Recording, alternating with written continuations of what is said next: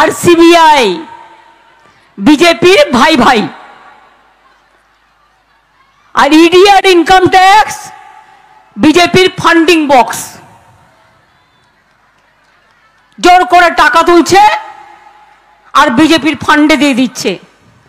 তোমার যদি ক্ষমতা থাকে গণতন্ত্রের লড়াই করে যেত, আমার বুথ কর্মীদের অ্যারেস্ট করবে না, এজেন্টদের অ্যারেস্ট করবে না, অরবিন্দ কেজরিওয়াল থেকে শুরু করে আদিবাসী নেতা হেমন্ত সোরেন থেকে শুরু করে আমার দলীয় নেতাদের থেকে শুরু করে পাবলিক থেকে শুরু করে অ্যারেস্ট করবে না।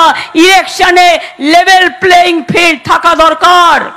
মোদি যদি জোর করে ইলেকশন করো, মোদির গ্যারান্টি বলে এনআরসি করে, ইবি করে, সিবিআই করে, এনআইএ করে, অ্যারেস্ট করে, বদমাইশি করে, ইলেকশন দখল করে সেন্ট্রাল এজেন্সিকে দিয়ে তাই করতে হবে।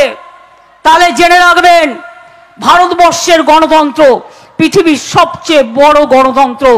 130 কোটির দেশ আমরা।